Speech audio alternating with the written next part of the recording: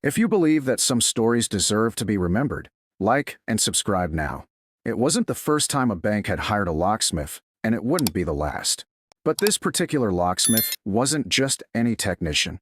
He was Jack Barnes, a man who had seen more than most of the world would care to remember. A veteran of wars long past, his service had been forgotten by all but the few who knew his real value. But in the sterile halls of a city bank, Jack was just another worker. An old man with too many years behind him and too few left to look forward to. Or so they thought. This day started like any other. A routine maintenance call from the bank. Jack arrived early, walking into the marble-floored lobby with the quiet precision of someone who'd been around long enough to move unnoticed. His steps were slow, deliberate, each one measured like a soldier returning to a battlefield he never asked to fight again. At 68, Jack's muscles had grown stiff, his back ached in ways he didn't care to admit, but his mind was sharper than ever. He had to be. It wasn't just the locks and the vaults he fixed. It was the silent knowledge of how things could go wrong, how systems could fail, and how to make sure they didn't. "Morning, Mr. Barnes." A young receptionist greeted him as he passed her desk, not really looking up, her voice thick with disinterest. Jack gave her a nod, the way he had nodded to countless young faces over the years, polite, but not expecting an answer. They all saw him the same way. A relic, someone who didn't matter anymore, not with all the new technology surrounding them. But Jack had a secret. He knew more about these systems than anyone, knew how to bypass, repair, and prevent things that others couldn't even fathom. The bank had always been good to him. Not great, but good enough. Enough to keep him employed, enough to keep him out of the way of the world that had long moved on. He didn't mind the silence, didn't mind the solitude. He worked his job, kept his head down, and left when the day was done. But this day was different. Something in the air felt off, like when you smell rain before it hits the ground. Inside the vault room, Jack set his toolkit on the floor beside him, scanning the security panels with the eye of a man who had learned to read much more than just locks. His fingers moved quickly over the dials, adjusting settings that had long gone unchecked. It was routine work, until he heard it. A soft click, almost imperceptible, but there. He paused, listening closely. The sound came again. A low rumble, like a truck driving by. But this wasn't the street outside. This was inside the bank, inside the vault. Someone was trying to break in. Jack's training kicked in before he had time to think. It wasn't a loud bang, no crashing noises. Whoever was doing this knew how to be quiet. They knew how to bypass alarms. They knew exactly where the weak points were. And Jack knew, instinctively, that they had already disabled most of the bank's modern security measures. This wasn't just a robbery, this was planned. With the calmness that came from decades of experience, Jack didn't panic. He didn't reach for his phone to call the authorities, didn't try to rush out and warn anyone. Instead, he reached for the hidden lever beneath the security panel, the one that few knew existed, and started to work. The alarm system he was fixing wasn't just for show. It had a secondary function, one that could trap anyone inside the vault. Jack had installed it years ago, but no one ever asked why. No one ever knew it was there. As the seconds passed, Jack's fingers flew across the wires, manipulating the system to his will. He could hear the muffled voices of the thieves now. Closer, too close. They were almost in, and he had one shot to make sure they didn't get away with the bank's millions. He didn't hesitate. One pull of the lever, and the heavy, iron door of the vault slammed shut, locking the thieves inside. From the security room, Jack looked through the live feed, watching as the thieves fumbled, realizing they were trapped. They pounded on the door, screamed in frustration, but Jack didn't move. There was no rush. There was no need to panic. He had already won. He waited, listening to the chaos through the silent speakers, his heart steady. The police would arrive soon, but Jack wasn't worried about the thieves. He wasn't worried about anything anymore. The quiet satisfaction of knowing that his skill had saved the day was enough for him. But as the authorities stormed the bank minutes later, Jack couldn't help but feel a strange sense of pride, as if the world had finally given him a chance to be something more than forgotten. The thieves were arrested, of course, but it was the aftermath that would change everything. The bank president, a man accustomed to handling crises with a well-tailored smile, took the stage for a press conference. He was prepared to thank the police, to talk about the security upgrades, but he didn't know that the real hero had never been seen. Jack Barnes, the veteran locksmith, had outsmarted them all. At the press conference, the bank president's words faltered when he realized his oversight. He had never considered Jack more than just an old man with a toolbox. But as the world watched, as the news cameras zoomed in, the president's face tightened and the apology began. An apology to a man who had been invisible to them for far too long. Jack's name spread like wildfire across the media, and soon, the country knew his story. The president's televised apology made headlines across the nation. Without Jack Barnes, he admitted, the heist would have been successful. He saved the bank, and he saved us all. The nation watched as the president, red-faced and regretful, issued a public apology, a moment Jack had never sought. For the first time in years, Jack wasn't invisible. His old, worn tools and his even older war medals seemed to carry more weight than they ever had before. But Jack didn't care for the spotlight. He'd never been in it for the recognition. He'd done what he was trained to do, what he had always done. He saved the day, and in doing so, he reminded the world that sometimes the greatest heroes are the ones who never ask for anything at all. The moment the bank president's apology echoed across the television screens, something shifted. It wasn't just Jack's name that was being spread across the airwaves, it was a quiet acknowledgement that had been long overdue. For a man who had spent decades living in the shadows, maintaining locks that kept the world safe without anyone even noticing, the spotlight felt uncomfortable, foreign. But Jack wasn't one to bask in attention. Instead, he focused on the aftermath, the way the world was finally starting to see what he had known all along. But while the public's perception of him was changing, the bank's internal operations were in a state of disarray. The president's public apology didn't erase the fact that their entire security system had been breached. A high-stakes robbery had been thwarted, but it had come dangerously close to success. Questions were starting to surface about the integrity of the systems Jack had maintained. Were they truly as foolproof as they were supposed to be? Within hours of the press conference, higher-ups from corporate began to file into the bank's headquarters, led by a team of investigators, security experts, and even a few representatives from the National Security Office. It was clear the bank was looking for answers, real answers. How had these thieves infiltrated a building that was supposed to be one of the safest? And, more importantly, what could be done to prevent this from happening again? Jack Barnes had worked alone for years. He had never needed anyone to help him with his tasks, whether it was fixing the vaults or checking the perimeter.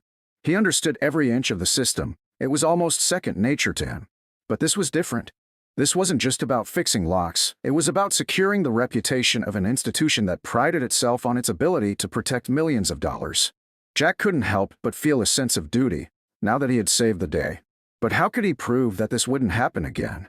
As the authorities and the bank officials dissected the security footage, Jack stood quietly in the background, watching them at work. He knew exactly what they were looking for: patterns, weaknesses, something they could latch onto and use to cover up the hole they'd found in their own system. But Jack wasn't going to give them the satisfaction of blaming someone else. The thieves had not breached the vault by overpowering any of the bank's systems. They had used the one vulnerability no one had seen coming: human error. It wasn't a flaw in the wiring or the alarms that had nearly allowed the heist to succeed. It was the bank's overconfidence. They had become complacent, assuming that all their high-tech security measures were enough. The criminals didn't need to break into the vault. They simply bypassed the very systems that had been put in place to keep people like Jack out of the equation. As the investigation wore on, Jack's role began to emerge more clearly. He hadn't just thwarted the robbery by locking the thieves in the vault. He had anticipated their moves before they made them. Jack had noticed the subtle signs of tampering long before anyone else did. The way the cameras had malfunctioned briefly, the pressure on the access control panels, the strange interference in the security systems that only someone with his experience would recognize. In that moment, as Jack looked around at the disheartened group of experts trying to piece together what had happened, he realized something. He didn't belong here, not in their world of numbers, protocols, and corporate jargon. They would dissect the problem, apply their formulas, and move on. But Jack, with his quiet precision and military experience, saw things differently. He didn't need to analyze systems. He understood that when you deal with security, you don't just rely on machines, you rely on people. And that's where the bank had failed. The public would never understand it the way Jack did. They would see him as the man who locked up the bad guys. But Jack knew the truth. It wasn't the thieves that were the biggest threat. It was the arrogance of thinking that systems could replace the human instinct to observe, to notice what others overlook. He had seen it all before in battle, in war zones where soldiers trusted their machines too much and their instincts too little. It was the reason so many had paid the price. As the investigations dragged on, Jack found himself more and more isolated. The executives were too caught up in their own drama to listen to his insights. The police were too focused on the thieves to ask the right questions. Jack, the old locksmith, was starting to feel like a ghost in his own story. But things weren't over yet. Jack was called back in to give a statement. The pressure was on more media, more bank officials, and more security experts who had flown in from across the country. They needed Jack to explain how he had been able to lock the thieves in the vault and why the systems had failed to catch them in time. Jack wasn't sure what he could say that hadn't already been said, but he knew one thing. They didn't need more answers. They needed action. They needed someone who could restore the faith that had been lost in their systems, and Jack knew it wasn't going to be them. The night before his meeting with the board, Jack couldn't sleep. He sat by his window, looking out at the city lights that flickered in the distance. It felt like the world had been moving faster than he could keep up with, and he was just along for the ride. But Jack had been a soldier once. He had been in situations where every second mattered, where lives hung in the balance, and there was no room for hesitation. He didn't know if he could convince anyone to listen, but he knew this. If anyone could stop the next robbery before it started, it would be him. The next morning, as Jack walked into the boardroom, he didn't say a word to anyone. He didn't need to. He had spent a lifetime earning his respect the hard way, through action, not words. He stood before them, the silent veteran who had seen things no one cared to know, and let them stare for a moment. He could see the doubt in their eyes, the same doubt he'd seen in the eyes of his superiors when he'd been sent off to do things no one else wanted to face. Jack didn't wait for anyone to ask him. He knew they would, eventually. So he just started talking, slowly and deliberately, explaining every detail of what he had seen in the bank. He didn't point fingers. He didn't accuse anyone. He simply told them what had happened and what they needed to do to ensure it never happened again. For the first time in what felt like forever, Jack saw a shift in the room. The executives began to listen, the experts stopped taking notes, and the officers looked up from their tablets. Maybe, just maybe, they were starting to understand. Maybe they had underestimated the old locksmith after all. And as the meeting drew to a close, the last words Jack spoke hung in the air like a challenge. You can have all the systems you want, but without someone watching the watchers, it's just a matter of time before it all falls apart. The days following the bank's failed heist felt like a blur. What had started as a simple robbery attempt had quickly turned into a national story, and in the aftermath, Jack Barnes, veteran locksmith and quiet hero, was left to watch as the world began to change around him. The bank's reputation had been shaken to its core. Millions of dollars were at stake, and the executives had been scrambling to restore the confidence of their clients. But amid the flurry of press conferences, security reviews, and endless meetings, one thing became abundantly clear: there were no more secrets left. The truth had come to light. Jack had saved the day. And now, the world was watching. Jack had always known how to handle pressure, but this was different. He wasn't used to being in the spotlight, to being the center of attention. His world had always been quiet, calm, his tools, his locks, his work. He didn't need praise, and he didn't want it. He had done what he was trained to do. He had stopped the criminals in their tracks. But what happened next was something Jack never saw coming. The bank president, Michael Garrison, had initially been hesitant to publicly acknowledge Jack's role in the thwarted robbery. In his mind, the press coverage was supposed to focus on the police, on the investigation, on the swift action that led to the thieves being caught. But as the weeks passed and the media storm grew louder, it became impossible for the bank to ignore Jack any longer.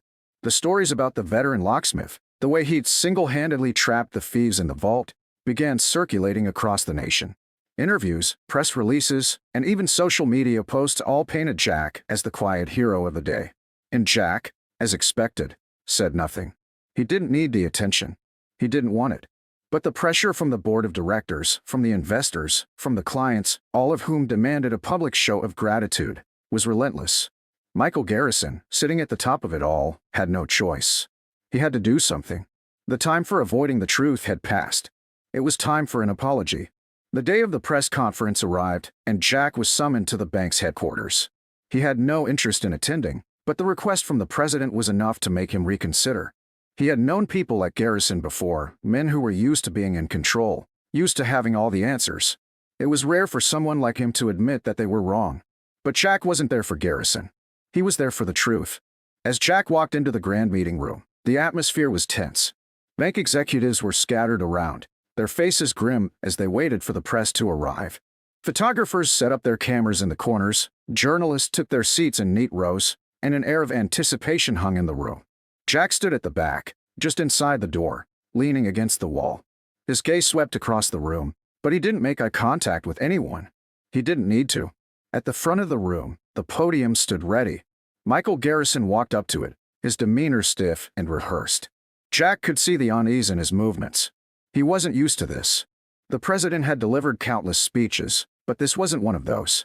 This wasn't about business or profits. It was about a man who had been invisible for too long finally getting the recognition he deserved. And Garrison knew it. This wasn't going to be easy for him. The room quieted as Garrison cleared his throat and began speaking. "Ladies and gentlemen, thank you for joining us today," he started, his voice steady, but with an edge of something deeper, something unspoken. "I want to begin by addressing the events of the past month. We've all seen the headlines, we've all heard the stories. And I want to make something very clear." He paused, glancing over at Jack. Jack stood still, arms crossed, waiting for the words to come. The president's gaze lingered on him for just a moment longer than necessary before he turned back to the press. "We've had a chance to review everything that happened," Garrison continued. "And while the police played their part, the real hero in this story is a man you've probably never heard of." The room shifted, journalists glanced at each other, some scribbling notes. Garrison looked Jack's way again, his face tight. "Jack Barnes," Garrison said, his voice wavering slightly. "The locksmith who saved us all." He took a deep breath, and then the words tumbled out. "I owe this man an apology. I owe him an apology for every time I overlooked his work, for every time I took him for granted. I was wrong. Without Jack's quick thinking and unparalleled skill, the thieves would have made off with millions of dollars, and we might still be picking up the pieces." The room was silent for a moment. Jack, ever the soldier, didn't flinch. He didn't need to hear this. He didn't need the apology. But he understood why it was happening. The world needed to hear it. Garrison cleared his throat again. "We failed to recognize the value of Jack's work, the importance of his experience. We failed to realize that it wasn't just the security system that kept us safe, it was the people who maintained it, the ones who understood how to prevent disaster before it could even begin." He paused, his eyes shifting toward Jack. "Jack Barnes was the difference between success and failure. And for that, Jack, I am truly sorry." The room remained hushed, cameras snapping pictures, reporters whispering to each other. Jack could feel the weight of the moment, but he didn't let it affect him. He wasn't there for the applause. He wasn't there to be recognized. He had done his job, and that was enough. Garrison continued, now visibly shaking off his discomfort. "In light of Jack's actions, we are revisiting our security measures across the board. We are making sure that every system, every lock, every protocol is up to the standard that Jack has set." His gaze turned more focused, more resolute. "This bank will no longer take its security for granted. We will learn from this, and we will ensure that nothing like this ever happens again." And then, the final words came. "Jack, thank you. You saved us. You saved all of us." Jack stood still for a moment, taking it all in. And then, slowly, he stepped forward, his face expressionless as he walked toward the podium. The room held its breath. For a second, it felt like the entire world was waiting for Jack to speak. He didn't. Instead, he gave a slow, deliberate nod, his way of acknowledging the apology, his way of saying what didn't need to be said. He turned and walked out of the room without another word, leaving the bank president to stare after him in stunned silence. Outside, as the news cameras followed him through the doors, Jack couldn't help but feel a sense of closure. The public apology had been made, the world had seen the truth, and the bank was going to be okay. But it wasn't Jack who needed the spotlight. It was the simple, quiet reality that sometimes the best thing a man can do is the one thing no one expects.